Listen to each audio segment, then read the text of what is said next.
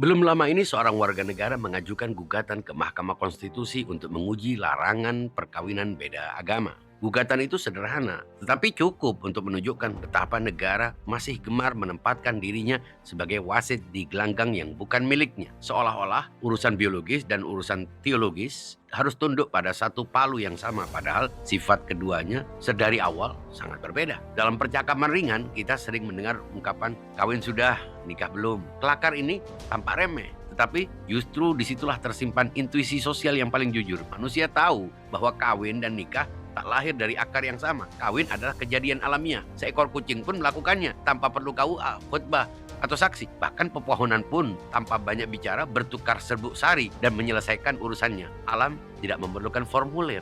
Sebaliknya, nikah adalah peristiwa simbolik. Ia bukan tindakan biologis, melainkan upacara yang dijalankan di bawah otoritas keagamaan masing-masing. Ada agama yang menuntut wali, ada yang meminta pendeta, ada yang mensyaratkan liturgi khusus, ada pula yang menetapkan tata tertentu sebelum dua orang dianggap sah sebagai pasangan. Ini bukan wilayah negara, kecuali negara sibuk mengatur doa siapa yang paling layak terkabul. Masalah timbul ketika negara mengadopsi kata perkawinan tapi diam-diam memasukkan syarat-syarat pernikahan di dalamnya. Negara mencatat peristiwa biologis, tetapi bersikeras menilai keabsahan ritual. Kebingungan ini melahirkan kejanggalan. Sepasang orang dewasa yang mampu melakukan keputusan sendiri harus tunduk pada logika administratif yang meminjam standar sakral agama tertentu. Negara seperti sedang ikut mengatur altar, padahal altar bukan ruang kerjanya. Padahal garis pemisah sebenarnya sederhana. Sah menurut negara adalah soal prosedur dan pencatatan. Sah menurut agama adalah soal ritus dan keyakinan. Tidak ada alasan keduanya harus saling menguasai. Negara tidak perlu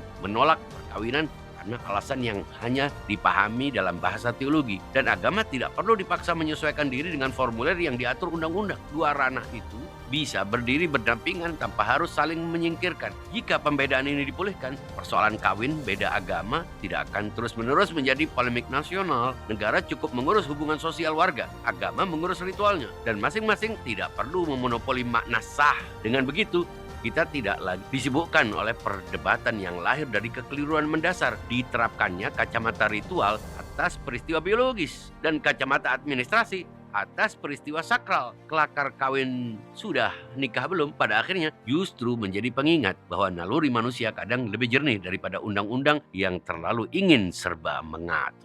Refresh your mind. Perkaya konten ini dengan komentar-komentar Anda.